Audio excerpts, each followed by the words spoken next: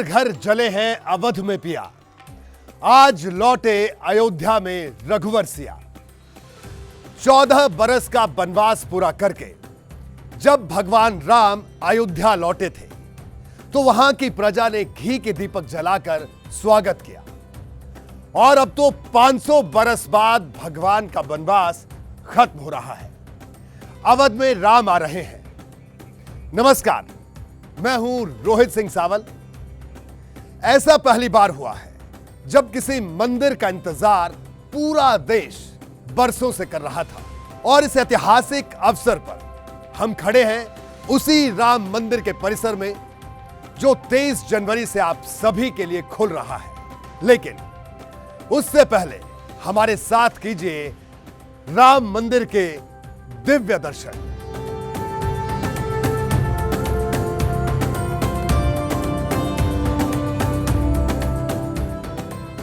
कैसा बना है अयोध्या का भव्य राम मंदिर? राम मंदिर में कहां और कितनी दूर से होंगे राम लला के दर्शन? आपके मन में ढेरों सवाल होंगे।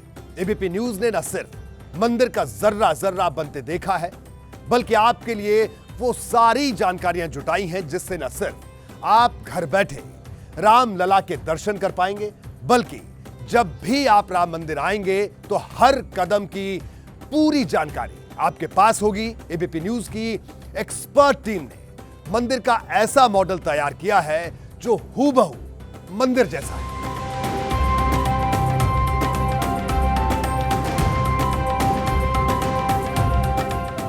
यह मंदिर का सिंह द्वार है, जहां से आप रामलला विराजमान के दर्शन के लिए मंदिर में प्रवेश करेंगे। यह अद्भुत संयोग है कि मंदिर का यह सिंह द्वार और गर्भगृह वही बना है जहां कभी राजा विक्रमादित्य के बनाए मंदिर का था। खुदाई के दौरान जो साक्ष्य मिले थे उसके आधार पर यह कहा जा रहा है कि सामने के परकोटे से यानी पूर्वी द्वार से एंट्री के बाद आपको ये 32 सीढ़ियां मिलेंगी जो मंदिर के बरामदे या चबूतरे तक ले जाएंगी। इन सीढ़ियों के दोनों तरफ मूर्तियां लगी हुई हैं। सबसे पहले आपको दोनों तरफ गजराज दिखेंगे, फिर दोनों तरफ सिंह की मूर्ति लगी हुई है और उसके बाद सीढ़ियों के आखिरी हिस्से में बाईं तरफ गरुड़ भगवान और सामने भगवान हनुमान जी की मूर्ति लगी हुई है। कहा जाता है कि गरुड़ और हनुमान जी के आदेश पर ही आप भगवान राम के दर्शन कर पाएंगे।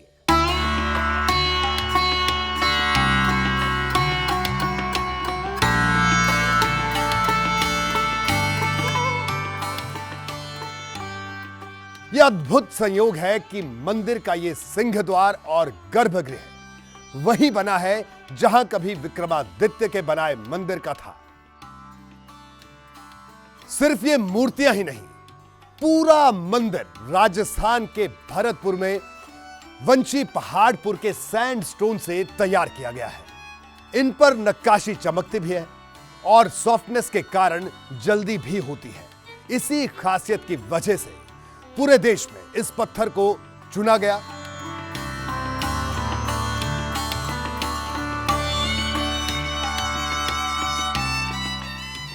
अब सीढ़ियां चढ़कर हम उस बरामदे तक पहुंच चुके हैं जहां सामने सोने का दरवाजा है और उसके आगे है रामलला की मूर्ति।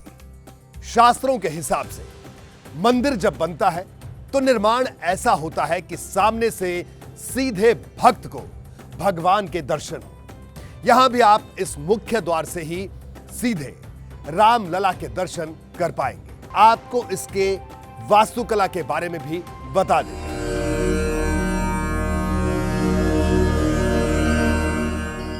भारत में मंदिर डिजाइन करने की 16 शैलियां हैं। उत्तर भारत में नागर शैली, दक्षिण भारत में द्रविड़ और मध्य पूर्व भारत में पैगोडा शैली। उत्तर भारत के प्राचीन मंदिरों की तरह राम मंदिर को भी नागर शैली में बनाया गया है। इस शैली में संपूर्ण मंदिर एक विशाल चबूतरे यानी वेदी पर बनाया जाता है, जैसा आपको सामने दिख भी रहा है। और उस तक पहुंचने के लिए सीढ़ियां होती हैं। सोमनाथ मंदिर से लेकर पुरी के जगन्नाथ मंदिर और कोणार्क के सूर्य मंदिर इसी शैली में बने।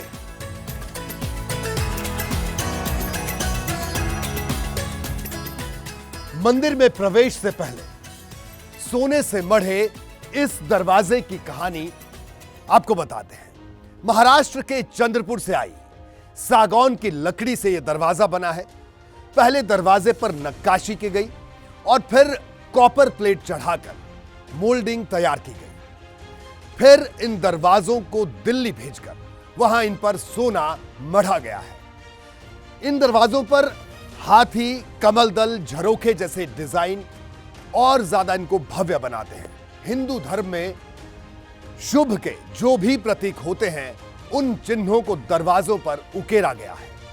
प्रवेश द्वार पर लगा दरवाजा, यह दरवाजा 14 फुट ऊंचाई का है और ऐसे कुल 14 दरवाजे पूरे मंदिर में लगे हैं। चलिए अब मंदिर में प्रवेश करते हैं।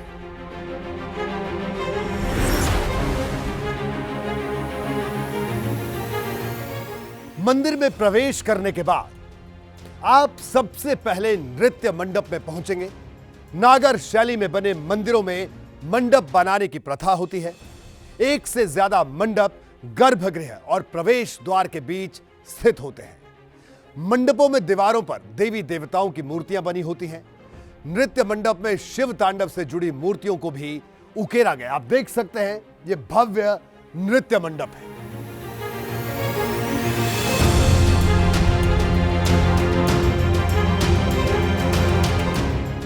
खंभे पर बनाई गई इन मूर्तियों में से एक को बनाने में 12 से 15 दिन का वक्त लगा। एक खंभे पर ऐसी 16 मूर्तियां बनाई गई हैं। आप हर मंडप को उनकी खंभों पर बनी मूर्तियों के हिसाब से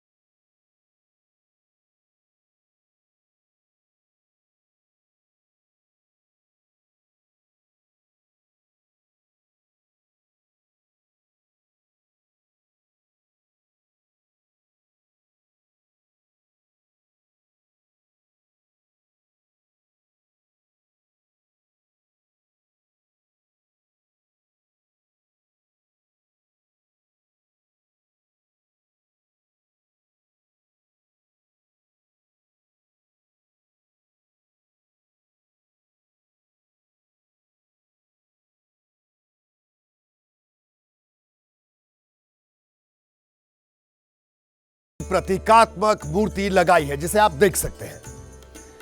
इस वर्चुअल गर्भगृह में जो मूल मंदिर के गर्भगृह की हूबहू है, इसी तरह से रामलला को सोने के सिंहासन पर विराजमान किया जाएगा। मूर्ति ऐसी ही 51 इंच की होगी। बाल सुलभ इस मूर्ति में भगवान की आंख और चरण, समचरण जिसको कहते हैं, उसके दर्शन होंगे। उनके साथ ही रामलला टेंट से अस्थाई मंदिर में जिनको शिफ्ट किया गया है, वो रामलला भी रहेंगे। जब भक्त यहां तक पहुंचेंगे तो गर्भगृह में रखी मूर्ति से उनकी दूरी 25 से 30 फीट की होगी, तो भक्त भगवान की आंखों को देख सके और उन्हें सर से पैर तक निहार सके। इसीलिए यह तय हुआ कि खड़ी मूर्ति बनाई जाएगी और इसी खड़ी मूर्ति की प्राण प्रतिष्ठा 22 जनवरी को होने वाली है। अब आप सोच रहे होंगे, जब नई मूर्ति की प्राण प्रतिष्ठा की जा रही है तो फिर दो मूर्तियों की मंदिर में एक साथ पूजा क्यों होगी? तो आपको बता दें कि मंदिर ट्रस्ट का यह मानना है कि अस्थाई मंदिर में जो विराजमान रामलला की मूर्ति के साथ दुनिया के करोड़ों भक्तों की भावनाएं जुड़ी हैं और देश दुनिया के कोने कोने से भक्त अपने आराध्य रामलला की मूर्ति के दर्शन करने आते हैं। ऐसी मान्यता है कि रामलला की यह मूर्ति प्रकट हुई थी, इसलिए इनकी पूजा भी साथ साथ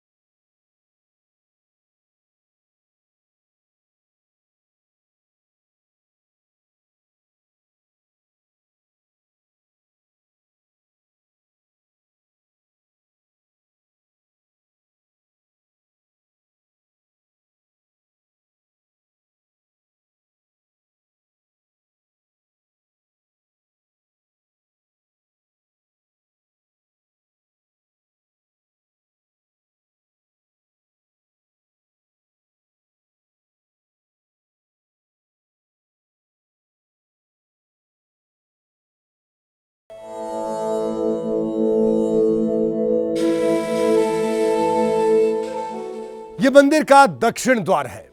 गर्भगृह में दर्शन के बाद भक्त दक्षिण द्वार से नीचे उतरेंगे इन्हीं सीढ़ियों के जरिए। यहां से भक्त सीधे परकोटे में पूर्वी गेट से प्रवेश करेंगे, जो जगह मैंने आपको शुरुआत में दिखाई थी। वहीं से भक्त परकोटे में परिक्रमा करेंगे और उसी गेट से बाहर निकल जाएंगे। यह मंदिर का उत्तरी द्वार है। यहां से वीआईपी एंट्री का प्रावधान है। यह पूरा एरिया 2.7 एकड़ का है, जिसमें 57,000 स्क्वायर फीट में मंदिर बना है। अब आपको अन्नपूर्णा मंदिर के बारे में बताते हैं।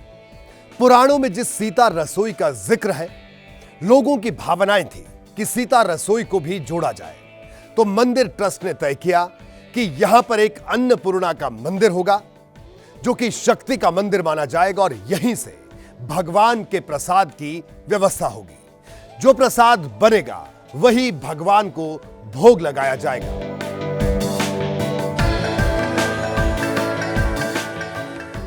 यह मंदिर का परकोटा है, यानी बाहरी दीवार। यह परकोटा बाहर से तो बंद है, लेकिन अंदर की तरफ खुला है, जिससे भक्त परिक्रमा करते हुए लगातार मंदिर के प्रति अपनी आस्था निष्ठा रख सकेंगे।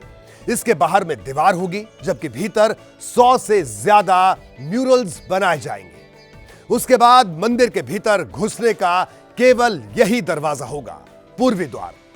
कहीं और से कोई मंदिर में प्रवेश नहीं कर पाएगा।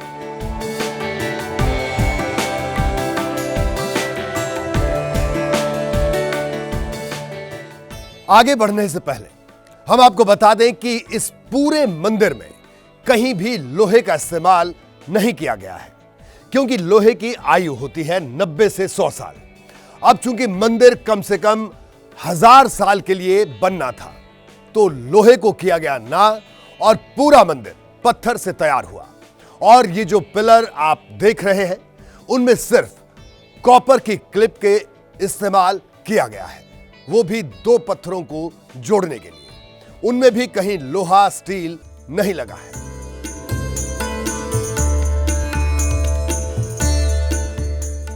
अब इस ऐतिहासिक मंदिर की नींव के बारे में भी आपको बता दें।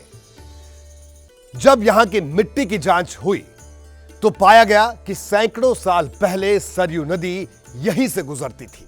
इसलिए नींव के लिहाज से यहां की मिट्टी इतनी मजबूत नहीं है कि 1000 साल के लिए मंदिर को मजबूती दे पाए।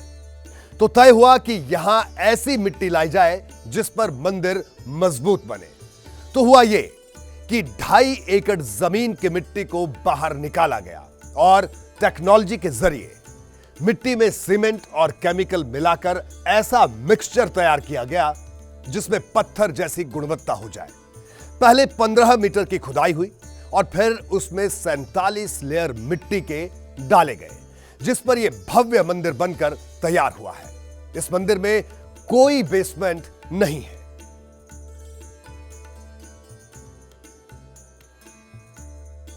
गेट से एंट्री करते ही सबसे पहले बैगेज हैंडलिंग यूनिट मिलेगी। यहां श्रद्धालुओं के सामान रखने की सुविधा होगी। इसी से थोड़ा आगे यात्री सुविधा केंद्र है, जिस पर 16 काउंटर रहेंगे, जहां भक्तों को सामान रखने के लिए फ्री लॉकर मिलेंगे। इसके बाद बाहर निकलकर दूसरे गेट पर श्रद्धालुओं की सिक्योरिटी चेकिंग होगी। सुरक्षा जांच के बाद कॉरिडोर से होते हुए पूरब दिशा से मंदिर की ओर जा सकेंगे।